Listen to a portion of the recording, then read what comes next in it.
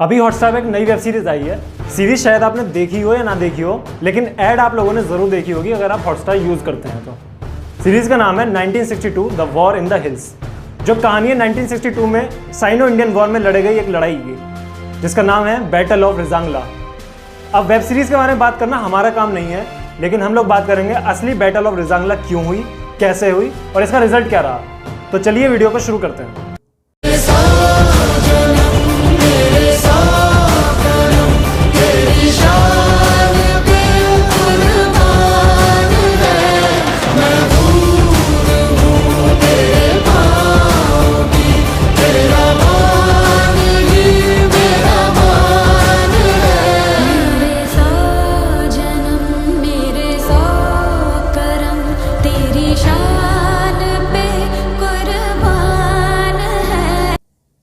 सबसे पहले बात करते हैं कि इस लड़ाई का रीज़न क्या था।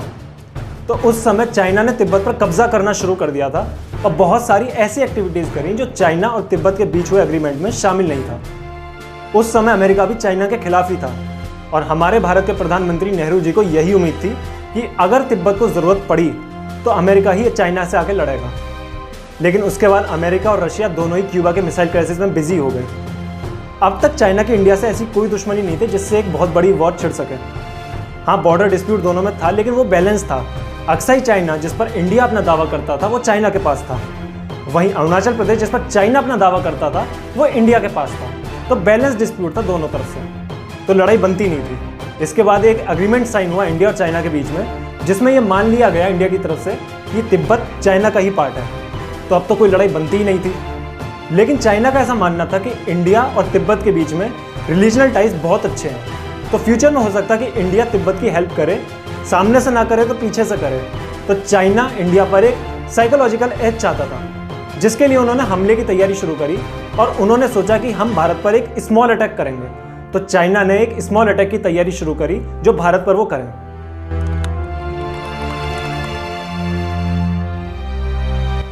8 अक्टूबर 1962 को चाइना ने रिजांगला पर कब्जा कर लिया और भारत के 20 किलोमीटर तक अंदर चले आए। चाइना ऐसा कर पाया क्योंकि इंडिया वॉर के लिए बिल्कुल तैयार ही नहीं था। बॉर्डर पर आर्मी के सोल्जर्स ही बहुत कम थे, बीएसएफ और लोकल पुलिस के सोल्जर्स ज़्यादा थे, और वो भी सिर्फ पेट्रोलिंग के लिए थे, लड़ाई के लिए वो भी तैयार नहीं थे। अब भारत की बहुत सारी पोस्ट पर कब्जा हो चुका है, तो भारत जवाब तो देगा।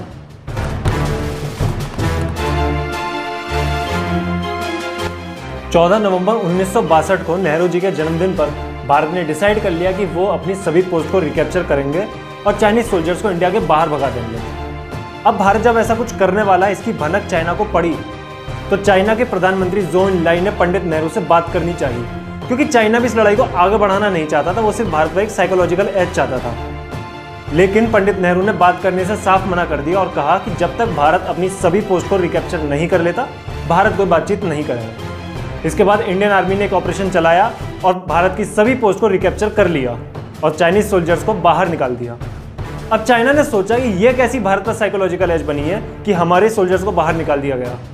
तो अब चाइना अपने प्लान में फेल हो गया था और उन्होंने सोचा कि अब भारत पर बड़ा अटैक किया जाएगा, और चाइना बड़े अटैक की तैयारी में लग गया। और इस बार चाइना ने चुशुल एयर स्ट्रिप पर कब्जा करने का प्लान बनाया।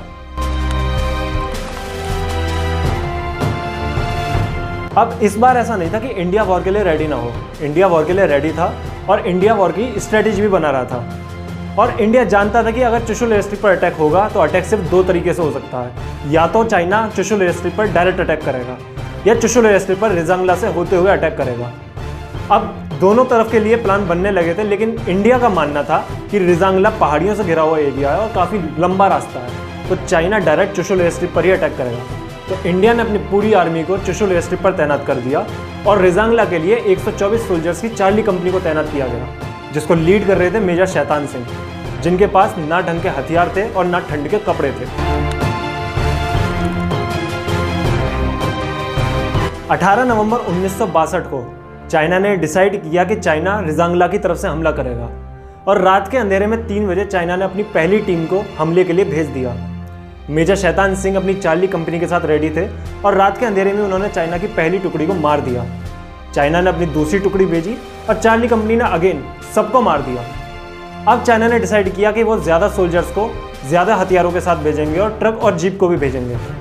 इधर मेजर शैतान सिंह लैंडमेयर्स बिछाकर रेडी थे।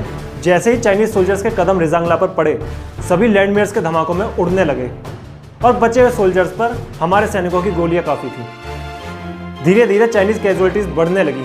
चाइना जानता था कि ये लड़ाई वही जीतेंगे, लेकिन इतनी कैजुअलिटीज़ को देखकर उनकी भी हालत ख़राब होने लगी।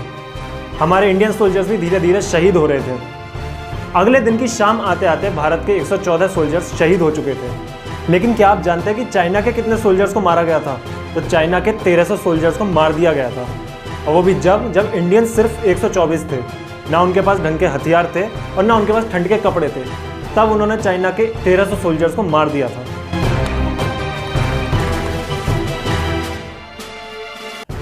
19 नवंबर की शाम आते आते इंडिया के 114 सोल्जर्स शहीद हो चुके थे, इंक्लूडिंग मेजर शैतान सिंह। अब इस लड़ाई का पूरा रिजल्ट चाइना के फेवर में जा चुका था। लेकिन ऐसा हुआ क्यों?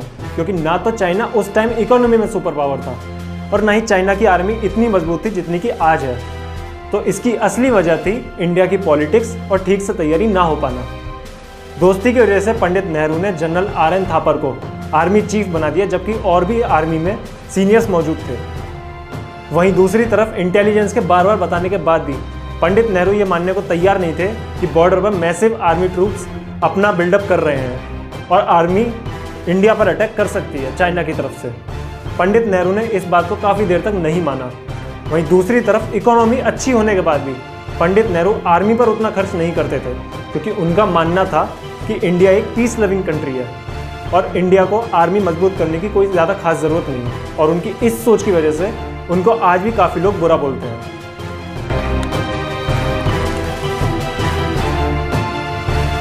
ऑन रिकॉर्ड्स भले ही उस लड़ाई को हार गए, लेकिन ये लड़ाई याद रखी जाएगी मेजर शैतान सिंह और उनकी चार्ली कंपनी की हिम्मत के लिए। आज इन सोल्जर्स के लिए रिजांगला के पास एक अहीर धाम बना हुआ है। ये सभी सोल्जर्स हरियाणा के रेवाड़ी डिस्ट्रिक्ट के एक छोटे से गांव के थे और इस लड़ाई के बाद लगभग हर घर से एक आदमी शहीद हुआ था। उम्मीद करता हूँ ये वीडियो आपको पसंद आई होगी। अगर ये वीडियो पसंद आई है तो उसको लाइक करें, चैनल को सब्सक्राइब करें, इस वीडियो को ज़्यादा से ज़्यादा शेयर करें और कमेंट करके बताएं आपको ये कहानी कैसी लगी। धन्यवाद।